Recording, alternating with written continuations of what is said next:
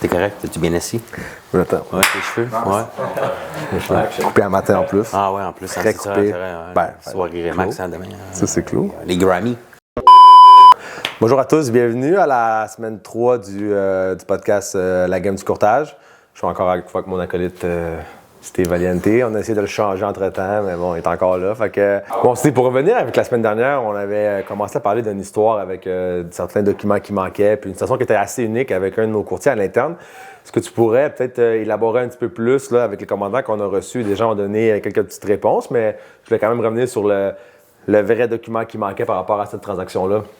Dans le fond, le document, puis il y a beaucoup de monde qui l'ont eu la réponse, c'était la déclaration de transmission.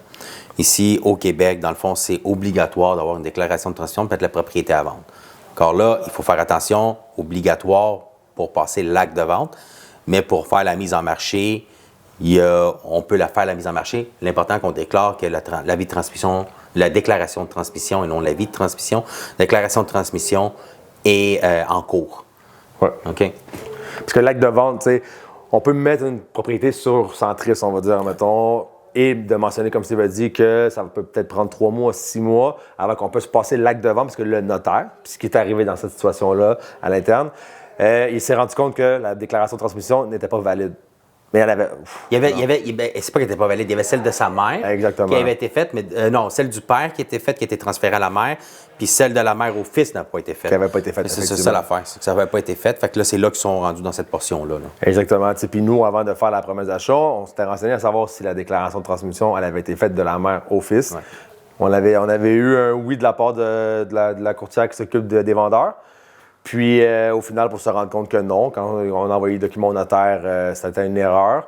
Donc là, on est vraiment dans ces délais-là présentement d'attendre que, justement, la déclaration de transmission soit faite au Québec.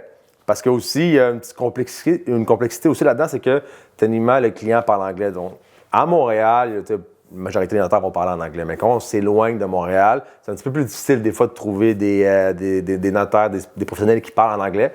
Donc, c'est le cas. Dans certaines régions, c'est plus difficile. Ouais. Puis dans ce cas-là, c'est dans une région où il y en a moins. Mm-hmm. Nous, dans le fond, on est toujours en mode collaboration. Hein. Il faut. Dans le fond, les deux parties, c'est toujours essayer de trouver une solution au problème. Puis c'est ça qu'on fait tout le monde ensemble, collectivement, pour que, dans le fond, à la fin, l'acheteur et le vendeur soient contents et que la transaction se fasse pareil. C'est sûr que, bon, c'est délai dans le temps, mais l'important, c'est de closer la transaction puis que tous les deux parties soient contents.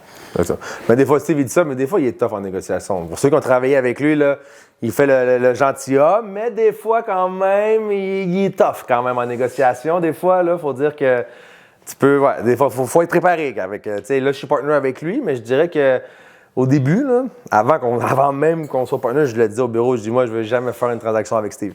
Je voulais jamais être impliqué d'une transaction avec Steve. Mais pourquoi tu disais ça? Pourquoi tu disais ça? Quand je négociais pour... Parce que, il travaille pour ses clients, c'est sûr, hein, mettons. Sauf que des fois, il y a une approche qui est un petit peu plus agressive, je dirais.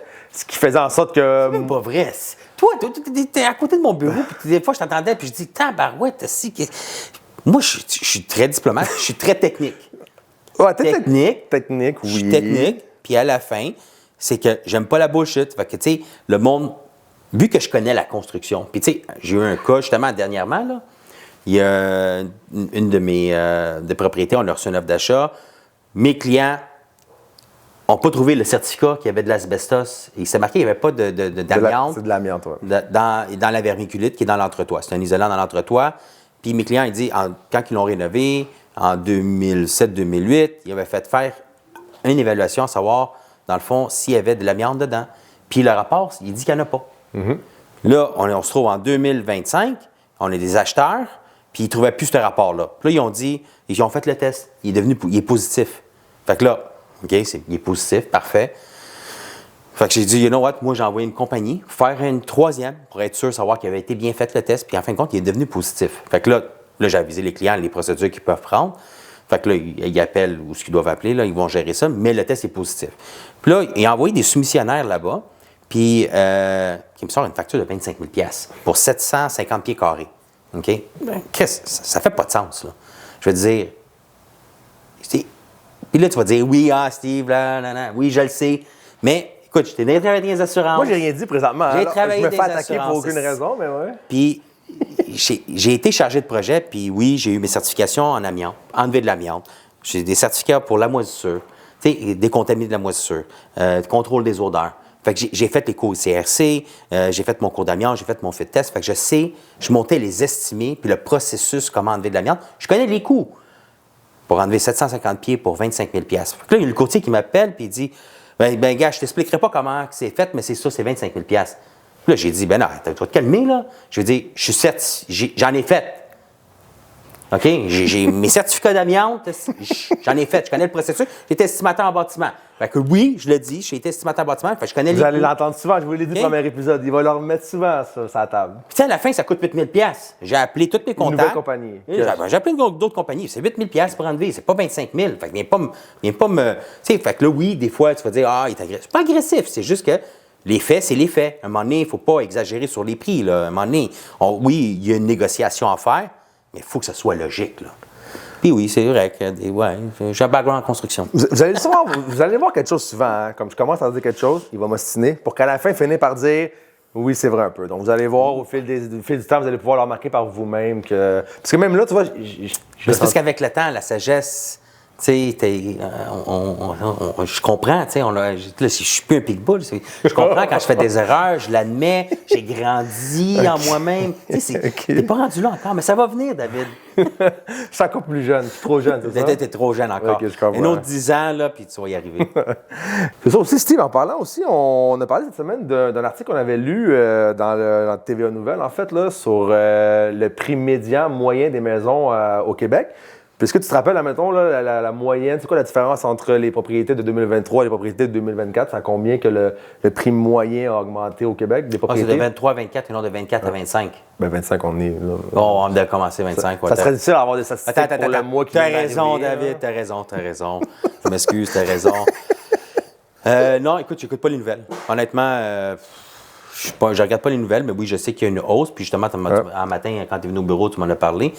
Puis oui, j'ai vu le 12 sur 12 le TikTok, cette affaire-là. Effectivement. Puis en même temps, c'est drôle parce que j'ai dit, you know what, je vais la regarder parce que j'avais fait une innovation l'année passée pour un de mes clients. Puis je l'ai refaite là. Puis cette propriété-là a augmenté de 8 12 je pense, j'imagine, ça doit être c'est global. C'est une moyenne aussi. C'est par secteur. Il y a des augmentations peut-être de 5, il y en a à 20, il y en a à 15, il y en a. Mais la moyenne, c'est 12. Ça dépend encore des propriétés. Quand nous, on parle de moyenne, puis ça, c'est dans le Québec au complet aussi. Donc, c'est dans la région de Québec. Ouais. Dans le fond, Montréal, c'est un autre marché quand même qui est différent aussi. Mais, ouais, quand même, c'est vrai que j'ai été content encore une fois de t'apprendre quelque chose ce matin. À chaque jour que Steve se lève, souvent, je dis... Quand tu fais tes évaluations, tu le sais que le marché a monté. Tu vois, comme moi, je les ai faites, j'ai refait mon évaluation. C'est vrai. Puis là, j'ai vu, ça l'a augmenté. Parce que je les mets un en dessous de l'autre. Fait que là, j'ai vu qu'il y avait une hausse comparativement à l'année passée. De 8%. Ils ne voulaient pas vendre là, l'année passée. Ces clients-là, ils cherchent quelque chose de spécifique. Puis là, justement, hier, justement, on a vu une propriété. Okay. Fait que sûrement qu'on va aller la voir en fin de semaine. Là, on va sauter dessus parce que les plex, je te dirais, c'était le monde, arrivé à des prairies surtout. Là. J'ai une couple de clients qui en cherchent. Ils partent là, de même. Là. C'est même pas une journée ou deux sur le marché, puis il y a déjà 2-3 offres dessus. Là. Le marché, il faut être proactif. On l'a dit la semaine dernière, là, mais c'est vraiment... on va finir toujours par trouver quelque chose, en fait. Il faut juste vraiment qu'on travaille en équipe avec nos acheteurs, qu'il faut regarder les nouveautés, il faut regarder nos courriels automatisés qu'on vous envoie chaque matin, parce que vraiment, au final, c'est une question d'être proactif puis d'être rapide sur la gâchette, parce que veut pas, les taux descendent, le marché en 2025 qui prévoit d'être super chaud encore pour les vendeurs, comme on l'a dit la semaine dernière. Donc, faut vraiment comme tu dis, puis Rivière-des-Prairies, quand même, les plex qu'on parlait aussi, c'est des gros plex. C'est des plex quand même qu'il n'y a pas partout sur l'île de Montréal. Il y a certaines régions que. Il y en a beaucoup à Célon-Nord. Célon-Nord, il y a des gros plex. Puis, honnêtement, j'ai pas vu des 4 plex, des 5 plex, là. Célon-Nord, il y en a beaucoup. Rivière-des-Prairies, il n'y en a pas tant que ça. Il y en a, mais pas autant que Célon-Nord. Célon-Nord, il y en a vraiment, vraiment beaucoup, mais c'est beaucoup plus cher aussi. Mais c'est pour ça que vu qu'il n'y en a pas beaucoup à Rivière, c'est pour ça que ça part rapidement. Exactement. Fait que quand on cherche de quoi de précis comme ça. C'est une bonne analogie, c'est bon ça. Tu étais vite là-dessus, hein? Mais il faut, parce que si je te laisse parler de ça, là, on n'aura aucune analogie. Fait que c'est pour ça, tu sais. Puis sinon, non, quand même, c'est ça, sur ce rapport-là, quand même, on n'était pas surpris vraiment de l'augmentation. Puis je pense que ça va continuer à augmenter là, au fil de l'année, en fait, là. Puis sinon, de ton côté, à toi, y a-tu quelque chose cette semaine qui t'a titillé un peu ou que tu as trouvé que... Non, honnêtement, on doit se préparer. Là. On a le gala Remax là, en fin de semaine, demain, samedi. C'est la remise de trophée, dans le fond, qui récompense les courtiers de leur travail qu'ils ont fait, là, puis dans le fond, les chiffres d'affaires. T'es-tu là, toi, demain? Oui, je vais être là. Ah, OK. On va être là. Quelle couleur qui va être ton soute, là? Parce que l'année passée, tu avais vert avec ta conjointe. Là, cette année, c'est quoi? Y a-tu un thème spécial ou tu vas nous faire une surprise? C'est pas un thème. Ah, OK. Mais il y a une couleur qu'on a choisie effectivement cette année. L'année passée, on avait opté pour le vert. Cette année, vous allez voir quelle couleur qu'on a choisie. Mais oui, effectivement, c'était... Oui, dévoile-les pas parce qu'au cas où qu'on a déjà acheté la même chose. Non, mais tu sais que ça serait mon genre, ça. Oui. Mais le pire, Juste c'est pour que le tu n'as pas le crinquer. droit. Il n'y a pas le droit de faire ça. Je lui ai déjà mentionné. Quand j'avais choisi ma couleur, j'ai été clair avec Steve. Tu peux choisir la couleur que tu veux, mais tu peux pas prendre cette couleur-là. Donc, Steve est averti. Ah, OK. Tu vois que cette couleur-là, pour le vrai? Ouais. Oui. Ben, tu sais que j'en ai un, hein? Je sais. Il n'est pas pareil, j'espère. Non, il n'est pas pareil. OK, le mien est plus beau. OK, c'est correct. Ben, plus beau. C'est les goûts, ça se discute, hein? Donc, au final, plus beau ou non, ça rendu On là. va vous mettre des photos. Ça, c'est bon, ça. Ouais, on c'est va faire ça. Mais non, ce qui serait drôle, c'est de mettre toi et ta femme l'année passée, puis là, cette année aussi, comme ça, on fait une comparaison. Oui, on pourrait. J'ai une Les photo autres de années, l'année c'est passée. pareil aussi? Je pense pas. Non, Non? on a vraiment plus commencé l'année passée à essayer d'avoir des couleurs un peu. Ah, OK. Mais c'est pas des couleurs, vous allez cute, voir, ça. là. C'est rien de. C'est rien cute, de... c'est cute. C'est cute, hein, c'est ça. Écoute. 10 ans de moins, c'est ça que ça paraît. Tu matches. Tu vas voir, après 20 ans de mariage, C'est fini. tout le monde sait que vous êtes ensemble. Mais ouais, fait que demain, c'est vrai, demain qu'on a le gala des Maximes. Donc, probablement, on va féliciter tous les courtiers. On a beaucoup à l'interne aussi qui vont recevoir un prix demain. Puis on félicite aussi tous les courtiers de la bannière Remax au Québec. C'est une belle soirée. C'est une soirée quand même glamour, quand même. Vous allez voir, pour ceux qui n'ont jamais été ou de quoi. On va essayer de mettre des petites photos, vous montrer un peu les galas à l'air de quoi. Mais c'est quand même... On va mettre un peu plus de clips cette année, je pense, là-dessus, juste voir. C'est une fois par année. Bon, ça va là pour s'amuser en même temps, les reconnaissances, fait que c'est quand même le fun. Le monde amène leurs conjoints ou qui veulent, même il y en a qui amènent leurs enfants. C'est vrai. J'ai vu des enfants. C'est vrai. Fait que c'est vraiment familial. Là. C'est un événement qui est super le fun. C'est cool. Ouais. Au début, vous ne voulez rien savoir d'y aller. Là. Il a fallu que je le traîne. Oui, parce que dans le fond, si vous écoutez les autres clips, je vous l'ai dit tout le temps, que s'il y a 5 à 7 parties, c'est David, il est jeune. Moi, honnêtement, rendu à mon âge, c'est la reconnaissance. J'apprécie tous mes clients. C'est super gentil. C'est grâce aux autres qu'on fait ces chiffres-là aussi. Sûr. Puis, mais c'est sûr que, bon, un moment donné, monter sur le stage, je sais que je suis une vedette, là, mais... Ça, j'aimerais vraiment que vous compreniez que c'est lui qui dit ça, là. Hein? Moi, j'approuve pas ça, hein? Je veux dire... Non, mais sinon, je dirais que cette semaine, tu parlais tantôt des offres, puis ça a été drôle, parce que quand tu parlais de la décontamination, moi aussi, j'avais une propriété sur le marché, puis justement, il y avait une mauvaise aération, justement, dans l'entretoit, en fait. Donc, suite à l'inspection, l'acheteur s'est retiré. Puis nous, vraiment, quand je dis d'être proactif en tant qu'acheteur, c'est d'être aussi proactif en tant que vendeur aussi. C'est que quand on a une situation comme ça, qu'on ne le savait pas, c'était pas énormément de moisissure dans l'entretoit, mais il y en avait quand même assez parce que c'était mal aéré et tout. Attends, mais je vais t'arrêter. Oui. Qui était venu voir quand tu as eu ce problème-là? J'avoue que la personne que j'ai été voir, ça a été Steve. Ah, OK. Puis, il m'a même donné un contact. En plus, directement, ça avait été quand même drôle parce que durant la journée, tu avais parlé avec un gars qui avait une compagnie de décontamination. c'est vrai. Ça avait quand même été super une T'as-tu un meilleur coïncidence. prix? Non, en fin de compte, non. Je dirais que les deux, les compagnies qui sont venues, il y en avait deux qui étaient vraiment plus proches. Puis mon client, il a décidé d'y aller avec une. Peut-être que le fit avait mieux été avec eux, mais les prix étaient quand même assez semblables. Puis souvent rendu là, tu sais, quand on est, tu sais, je crois aussi en 2025 aussi, les gens, tu sais, tu parlais de prix, puis tout, tu sais, on veut toujours payer le moins cher possible, mais je pense que les gens comprennent que certains travaux ont un coût. Puis je pense qu'aussi, après, c'est vraiment le côté humain que des fois, les gens vont regarder. À chaque personne, quand tu parles avec une personne, le vibe que tu as avec elle. Puis je pense que mon client, c'est pour ça qu'il a été vers une compagnie X. Puis les travaux ont déjà été effectués. Donc, ça n'a même pas pris 3-4 jours. La décontamination a été faite. On a un rapport qui vient avec. Les visites ont déjà recommencé. Donc, d'être proactif aussi en tant que vendeur aussi. Hein, quand on a une situation qu'on ne savait pas qu'elle allait arriver, d'être proactif, vraiment d'aller vers l'avant puis d'essayer d'arranger le problème.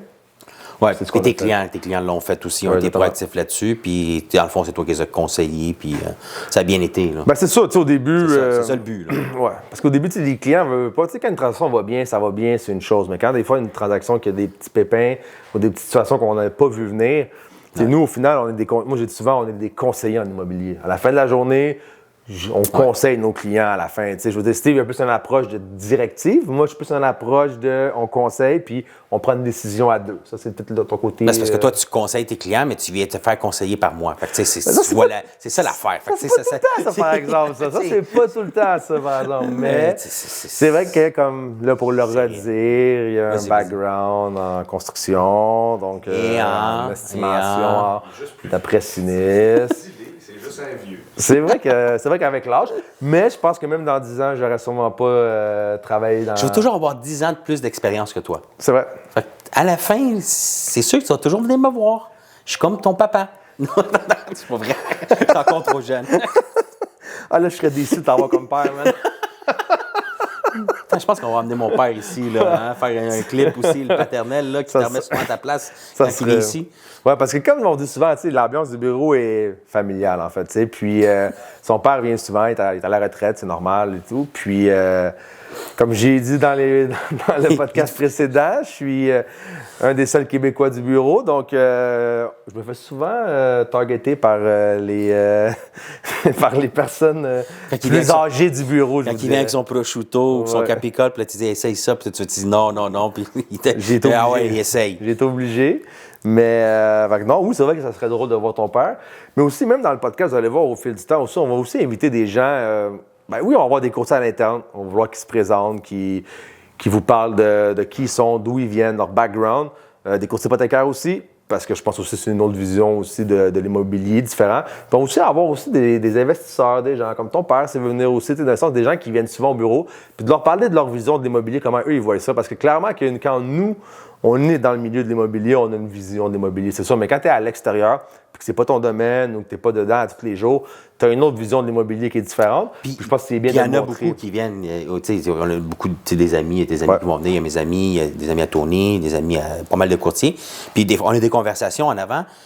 Puis c'est bon parce que nous, vu qu'on est tout le temps dedans, puis c'est tout le temps l'habitude, hein, c'est comme, OK, ouais, c'est ça qu'il y a à faire, ça qu'il y a à faire. Mais les autres, ils donnent leur point de vue, puis, OK, on n'a pas pensé à ça, puis c'est là le côté humain ou des fois ils s'astinent parce que quand ils sont rendus, mon père est rendu un petit peu plus vieux, fait qu'ils s'astinent souvent avec Tony, fait que c'est drôle. Fait que les autres, ils ont connu le real estate, dans le fond, le marché immobilier d'une autre façon, parce que mon père a quand même 70 ans passés. Fait que, puis on a encore les jeunes qui viennent. On a Sébastiano qui va venir. Là. C'est un jeune investisseur, dans le fond, ça fait longtemps que je le connais. Puis lui, il est investisseur, mais il est allé faire son cours de courtier immobilier. Ouais. Puis il a décidé de ne pas faire l'examen, puis il a décidé d'être investisseur en tant que tel. Puis c'est correct, puis il est super... honnêtement, il t'instruit pas mal aussi sur le côté chiffre. Là. Vraiment, non, il est vraiment super. Puis ma première question que je me suis dit quand je l'ai vu, puis j'ai parlé avec lui, c'est comment ça que tu connais ça, Steve? Que quelqu'un de brillant comme Sébastiano, vous allez le voir, qui connaît Steve, puis qui fait affaire avec Steve, j'étais vraiment surpris, en fait, vraiment, mais... Le monde pensait que... Parce que ma femme travaillait à Costco, puis ils travaillaient ensemble. Ah, OK, c'est de là, oui, c'est là. Puis lui, il avait 18 ans, puis là, mon gars, il avait 2 ans, puis le monde pensait qu'il était frère, parce qu'il y avait une ressemblance. Ouais. Fait que là, tout le monde pensait que Sébastiano, c'était mon fils, mais c'était pas mon fils, là, c'était un collègue à ma conjointe, puis on a développé des relations... les guillemets, là, tu penses faire ça combien de fois dans la vidéo? Parce que je sais pas, il faudrait les calculer. Parce que, tu sais, nous, les Italiens, on parle beaucoup avec nos mains. OK? En même temps, tu sais, c'est naturel chez nous. Fait que, tu n'as même pas porté attention que je faisais beaucoup les guillemets, là. Tu vois? C'est une habitude. Tu vois, là, je m'en rends compte parce que tu me l'as dit. Là, tu vas toujours y penser. À chaque fois que tu vas en faire un, tu vas y penser. Je vais mettre les mains sur la chaise, tu sais. Fais attention pour pas notre décor super qui tombe. Okay, oui, c'est vrai. Ouais. Comme la dernière vidéo. Exactement. Mais c'était de ma faute, c'est vrai. Puis pour la fin, en fait, là, vous allez voir aussi l'histoire que Steve a parlé au début du podcast, en fait, même la semaine prochaine. Puis je pense pour plusieurs épisodes encore, on va toujours avoir une petite portion de cette histoire-là à vous conter. Donc la semaine prochaine, il y a un petit bout aussi qu'on a hâte de vous conter. Jusqu'à temps que ça se finalise, là. Ça risque de prendre un petit bout, là. Puis, c'est quoi qu'on voulait dire sinon? Ben, merci d'avoir écouté la game du courtage. Tu sais, David, il y a un petit blanc de mémoire. On dirait que c'est moi qui vieillis, mais c'est lui qui... Une chance que tu étais là. Merci, Steve, c'est vrai. Mais blague à part, vraiment, merci d'avoir écouté notre épisode. Puis à la semaine prochaine. Ciao. Ciao.